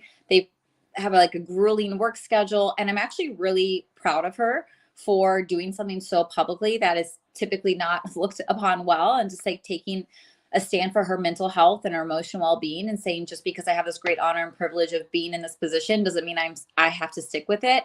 And it was interesting, after she did her resignation, another I think it was maybe Miss Teen USA also did her resignation right after her. So I think like it just shows when one person stands up for themselves, especially for a woman, it encourages other women to come forth and be their true selves and be brave. So I'm really happy for her. I'm really sad that all this stuff went down that it did, that she wasn't taken seriously, that it was an unhealthy work environment. And at the same time, I'm also not surprised, considering it is Miss USA. Yeah, I'm not surprised either. And even tagging Donald Trump in some of this stuff with some of the pageants that he owned, there are stories that are collaborated by some of the pageants where he'd walk into these dressing room areas when some of them teenagers were naked. And I'm sure there are other Donald Trump type people out there that wouldn't surprise me are doing the exact same thing. And it's absolutely terrible. And I don't condone it. And I am with you. I support her, Miss USA, on this. And I am proud of her for standing up and being honest about it, because I think it takes a lot of courage. All right. I don't know, Nicole, Ileana, if you guys have the Bieber fever. I had the opportunity to meet Justin Bieber. Oh boy, this must have been 7 or 8 years ago. And it was a nice story because he came to Las Vegas and he donated a bunch of money to a local school. Whitney Elementary. I started that. It's a great story. And that was Bob and Sandy Ellis. That was our very first school. We had, we were able to get the then governor there with the full press corps, and the story went national. And that's how that got picked up. And then Ellen DeGeneres got involved because it went national, and they came in to do the library. And so anyway, point being that, he's done some that's okay. He's done some very charitable things. And, he gets a little, for lack of a better term, a little bitchy with the paparazzi at times. But, this is a kid that's been under the microscope his entire life. I don't think Justin Bieber's a bad guy. I've never said that about him. And I'm happy for him because, he's got the Haley Bieber and news story that they've just made it public that they're having a child. Justin Bieber is going to be a father, right, Nicole? Yeah, she's already 6 months along, which I cannot believe. I still feel like whenever I think of Justin Bieber, I still think of his cute 13-year-old baby boy face. And so I'm just like, wait, he's a man? Like, I forget that guy is 30 years old. Like, he's still I know, like me this too. cute little boy. I know. And now he's becoming a dad. I'm really, really excited for them. Yeah, I mean, Justin Bieber being a dad, hopefully he'll be a responsible dad. I hope so. Very difficult when you have the schedule that he has, but hopefully he'll be there. He seems to be maturing, though. So that marriage definitely seemed to be beneficial. I think he'll be a fine dad. I see the way he treats some of his fans. And, listen, every celebrity is going to get in a bad mood from time to time. But for the most part, I think he's very kind and good to his fans, and he appreciates them. And I think he'll be a good dad. I really do. I can't speak for her, but hopefully they'll both be good parents. All right, so obviously I grew up being a big Tom Brady fan. Growing up in New England, growing up in Connecticut, I grew up a Patriots fan. I've met Tom Brady a couple times, once at a Las Vegas Aces game a few years ago. But it's always fun when some of these professional athletes and celebrities are getting roasted. Nicole, what did you make of the Tom Brady roast? Oh my gosh, it was so funny. But whenever I watch a roast, I personally die inside, because if I was ever publicly roasted like that, I think I would die. I'm so sensitive. Even though I like to think I have thick skin, I think I would take so much of it personally, act like I'm okay, and then go home and bawl my eyes out. And when I was watching it, I thought of you, Brian, and I'm like, I have to ask Brian if he thinks he could handle that level of a toast, like that publicly. Absolutely. I would love it. I'm like, okay, I thought you were going to say yes, but it's because I like the attention. Yeah, because I like the attention. No, I would love it, actually. And by the way, I was roasted. Jeff Ross, who is the celebrity roaster comedian who's phenomenal, on Comedy Central. So I'll give you a quick 1-minute story. So it was the grand opening of the Jimmy Kimmel Comedy Club, and one of the comedians performing was Jeff Ross. And he points people out in the crowd. He said, "Who wants to be roasted?" Now, this is a professional roaster. I immediately put my hand up, and I'm jumping up on the stage. I wish I had a video of this. They didn't allow it, but I'm wearing sandals and some beat up jeans. And the first thing he says to me, "Oh, look at this guy, bro. You've been through it, haven't you? You're wearing the Jesus shoes." And I'm just like, I am dying laughing because this guy's so funny. And I loved it, man. I loved it. I love it when people poke fun at me, especially when it's for laughter and jokes. Obviously, if it's malicious and people are just being horrible, then there's different. But like, I don't take myself seriously. I'm a self-deprecator. So, And Jeff Ross is phenomenal, and he's done a lot of those roasts. But I agree. I thought they did a really good job in this Tom Brady roast, and it seemed like a couple of the jokes Brady did not seem very fond of, particularly a few about his ex-wife. But I thought for the most part they did a really good job, and I thought it was very well done. I want to see more roasts, man. I love that. Ileana, could you handle being roasted like that? Yes, yes and no. So I Okay. think a little. It depended in what spirit and what topics they took on. I think. Yeah. But yeah, I think I'm a little like you. It just it might after a while it might kind of hit home and yeah. Well, I think everybody is different. Yeah. It affects everybody differently. I mean, you see some of the things that I laugh off, and it's funny because people, Nicole, will go on my social media and they'll say, "Brian, you sound so angry. Brian, you sound so agitated by people." What they don't realize is, you can picture this. I have my laptop on my lap. I'm a little bored, and I'm giggling as I'm tweeting these things because I enjoy it. I like giving it back to people, and I enjoy it. If I didn't enjoy it, I wouldn't do it. I have fun with it. A guy who ran for governor in the state of Nevada, he's an embarrassment. Republican Joey Gilbert, example. Oh, yeah. He started going after me for my Robert F. Kennedy Jr. interview. I just enjoy calling him Biff and calling him a meathead. And I'm just, typing. And, some people might call that a little bit immature. I'll take that criticism. I'll take it, my sophomoric sense of humor, but I enjoy it. I don't know. That's just me. So finally, Nicole, I learned that you're going to be racing with in your dream car, a Lamborghini this weekend. How the heck did this come about? That's awesome. I am so excited. So I'm doing that Speed Vegas or Vegas Speed. I don't know what it's called. And Yeah. I have drooled over Lamborghinis for like 10 years. I've looked at them. I've touched them. I've probably blown them kisses, but I've never sat in one, much less raced one. And I get to do that tomorrow. And I am so freaking excited. Well, I can tell you that for most of my life, I could say that I've looked at them, but I have not touched them. But that's another story for another show. That's another inappropriate joke. So how much does this cost? I don't know. It was gifted to me. So that's a great Wow. question. Yeah. Wow. So you get to go in a Lamborghini. How Yes. fast? Did they say how fast you're allowed to drive this vehicle? Because don't Lamborghinis know. can go pretty fast, pretty I know. quickly. I think Yeah. in my head, I'm going to go faster than I will in reality. Because first, I've never been on a race car track. Second, I'm in a very expensive car. And third, I've never done this before. So in my head, I'm like, I'm going to be flying around those corners, and I probably won't be. But I'm going to try. I'm going to try. For the record, my first car was a Volvo when I was like 17 years old. And that car went from 0 to 40 miles an hour in about 42.3 seconds. So I just want to be, I do drive a Dodge Charger now. And I will say this, boy, that car can go fast. I'm not saying I ever drive fast. I'm not claiming that, but I'm just saying it can go very fast. It's got a pretty good motor, but Lamborghinis, we're talking about some of these cars that are worth in excess, some of them $500,000 Yeah. even.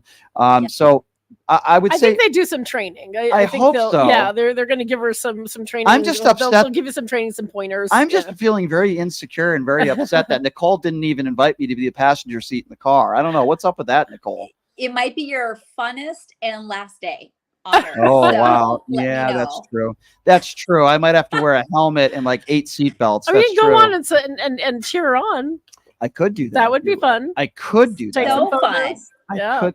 Well, I hope you have fun out there. Thank And you. And be please, safe, Please please. be Yes. safe. Yep. And if there's any chance that you can drive away with the vehicle, I would certainly take that opportunity. It's a very I'm gonna nice. come right to your car. house, Brian. I'm like, Brian, hop in. Let's go. I'll put it on eBay. I'll immediately sell the vehicle. Yeah. Well, congratulations on that. That seems like a Yeah, fun, have fun. Yeah, fun day. And I can't wait to hear about it next week, Nicole. And I appreciate you coming on. Have fun. Okay. Thank you so much, Ileana. All right. Brian, so great to Stay see safe. you. Take care. Have a good one. Well, that sounds like a lot of fun. I'm very It jealous. does. I would love to get in a Lamborghini and I- speed on the speedway with it. I'm not the best driver, so I would probably be driving 50 miles an hour. Yeah. I'm not a very Yeah, good driver. yeah. Well, listen, everybody. I have some people on social media hit me up about I would love to interview Joe Biden or our vice president as well, Kamala Harris. So we'll work on that and we'll continue to do that. I would love to interview really anybody, even people that I despise. I still like if Candace Owens said, I'll do an interview with you, I would absolutely do it. And I actually think you're really nice to the people that you don't really like. And I think you do a really good job on that. Well, thank you. I appreciate you saying that. Here's the misconception with me. It's like, when you're a caller and you say something dumb, there's a difference between that and a guest that's willing to come on the show and having, I respect anybody that's willing to come on here and willing to have a debate. Now, and an honest debate, not right. But I've had interviews that have gone south very quickly. Larry Elder being one of them. He was very disrespectful to me. So I gave it right back at him, and I started yelling at him and told him he didn't know what he was talking about. Listen, if people are going to disrespect me, Robert F. Kennedy Jr. did not do that at all. No, he was very a nice respectful, man. and I would like to think that he thinks the same about me, that I was very respectful to him. There are ways that we could have respectful disagreements and conversations. When you call into the show as a caller and you totally misrepresent me, I'm going to get frustrated with you really fast, and it's not going to go very well for you. If you're on this show and you say something that is blatantly false, I'm going to call you out on it. And this is hard. So I don't really blame RFK for not being, I don't think he's quite ready for it. He's very nice. And if you're listening, you're very nice. I think you're a nice human. But I don't think he's quite ready to answer the questions that people are going to throw at him. You want to know what the biggest, and I'll tell him this if he comes in studio, hopefully will. Yeah. I think he should have ran for mayor or governor, or I think he should have done something else first. Get some preparation, or even Senate, U.S. Senate, the House, something to kind of prepare him for the type of questioning, because being a Kennedy in the position that he's been is a lot different than being Ileana, he still can. He still can, absolutely. I would recommend that he do that first. Yes, I don't like his takes on some issues. I think he contradicted himself quite a bit. I think he's sounds a little conflicted in his own beliefs on that, but I agree with you. I think he's what he put out was that he's a nice human. No, I think he's a decent guy. Like I came away from that interview, he treated me with respect, and he was very and he cares about his family. Sure.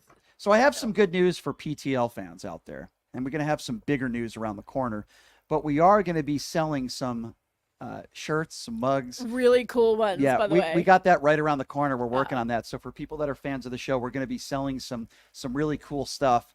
And new website around the corner as well. We have a lot of new doings happening. And everyone who buys stuff will have to show Brian, take pictures, show Brian with your new swag. Yeah, I would love that as well. So that's right around the corner. I want everybody to subscribe to my YouTube page, which is at PTL Radio Show. Again, at PTL Radio Show, where you can see the full interview with Robert F. Kennedy Jr. and many other things up there. So please do that. I'm pretty active on social media, Twitter. If I'm not calling people right-wing buffoons, it's pretty entertaining. You should all check it out. Yeah, it is. And Ileana, I appreciate you being here as well. Thank you. And I can't wait for Monday, Michael Cohen Day. Oh boy, this is going to get really. We're going to be covering it. We're going to be covering all of it on Monday. So stay tuned for that. Get the popcorn out, ladies and gentlemen. Orange Turd is going to be sitting down in a courtroom again. Lots to discuss. While Michael Cohen is. I'm sorry if I offended Laura Ingraham. I'm sorry if I called your Lord and Savior Orange Turd. Oh geez, I said it again. I'm so sorry. Cheeto Jesus, I apologize. But anyway, thank you everybody for joining us. I appreciate all of you. As I mentioned, subscribe to Occupy Democrats. Subscribe to my YouTube page at PTL Radio Show. I appreciate all of you out there for making us a part of your day. And we'll be back at it on Monday, everybody. Have a great weekend, everybody.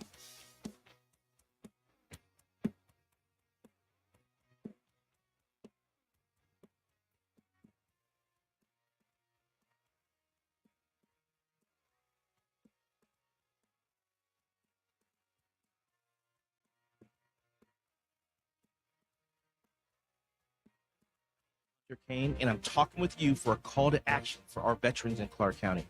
Who is Hunter Kane?